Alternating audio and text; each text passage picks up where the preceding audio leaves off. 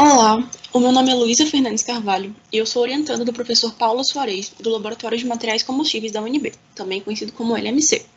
O meu projeto nesse último ano foi sobre a produção de pigmentos derivados de resíduos e coprodutos de processos industriais e suas aplicações em tintas derivadas de óleo vegetal. Bom, o objetivo desse trabalho foi apresentar a utilização de reações de pirólise sobre aqueles insumos para a criação de pigmentos passíveis de substituir o negro de fumo, que é um pigmento derivado do petróleo. E para isso foi necessário sintetizar as tintas, os pigmentos e fazer algumas caracterizações.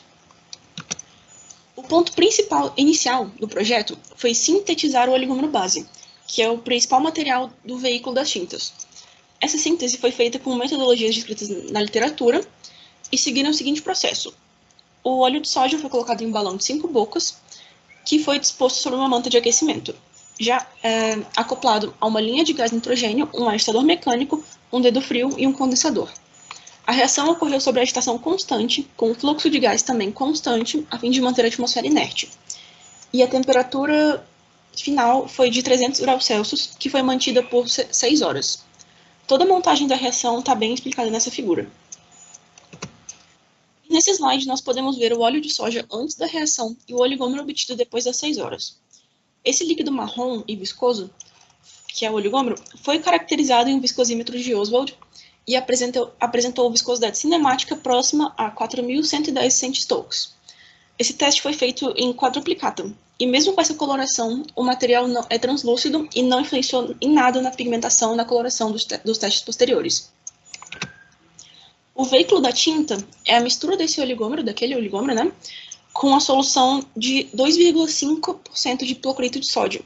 Foram utilizados 0,67 gramas da solução de hipoclorito para cada grama da amostra sintetizada, a partir do óleo de soja, ou seja, aquele oligômero. O veículo da tinta atingiu essa cor mais clara e mais opaca, que, quando em contato com o papel, deixa essa marquinha aqui à direita. E deixa também pouca coloração e não influencia também na pigmentação das tintas. Já para a obtenção dos pigmentos de estudo, foram usadas amostras de casca de ingá, casca de coquinho babão, piche de eucalipto e lodo de estações de tratamento de esgoto. Todas elas foram pirolizadas em forno tubular, separadamente. Essas reações ocorreram em atmosfera inerte, com fluxo constante de gás nitrogênio, com uma rampa de aquecimento de 5 graus Celsius por minuto, e a temperatura final foi de 500 graus Celsius, com tempo de permanência de 2 horas. Esses parâmetros também foram retirados de artigos de referência que estão no meu trabalho. Uma coisa que deve ser ressaltada é que, diferente das outras amostras que sofreram o processo de pirólise na barca de cerâmica, o piche de eucalipto teve que ser pirolizado dentro de cadinhos. E outro fator interessante é que, enquanto os pigmentos derivados de coquinho, ingá e lodo tiveram um aspecto opaco, o pigmento derivado de piche de eucalipto apresentou bastante brilho e capacidade reflexiva. Porém, não teve nenhum teste para explicar o porquê desse resultado. Para os testes preliminares, os pigmentos foram moídos por 24 horas em um banho de bolas e então foram adicionados em uma proporção de 0,1 grama para 1,67 gramas em relação ao veículo da tinta.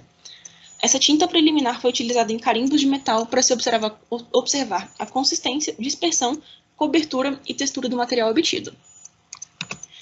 Para exemplificar esses testes, aqui está uma foto de como as tintas deveriam parecer e como elas se comportariam no papel.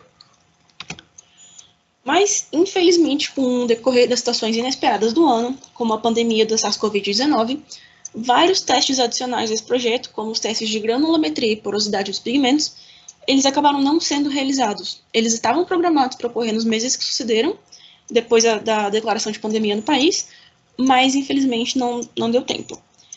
E com essa declaração de pandemia, o Instituto de Química da Universidade de Brasília teve as suas atividades presenciais reduzidas por motivo de saúde pública.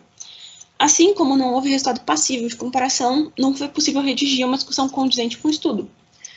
Mas, mesmo que nem todas as expectativas sugeridas no trabalho tenham sido alcançadas, acredita-se que com o tratamento certo, os pigmentos obtidos possam vir a ser boas alternativas sustentáveis ao negro de fumo, e além disso, mais estudos seriam sugeridos para entender as características do coque de piche, uma vez que a sua aparência foi tida como bastante interessante. Então, mesmo com todas as adversidades enfrentadas, esse foi um pequeno resumo sobre o meu projeto de iniciação científica. E eu espero que vocês, espectadores, tenham gostado pelo menos um pouquinho. Muito obrigado e apoiem a educação pública!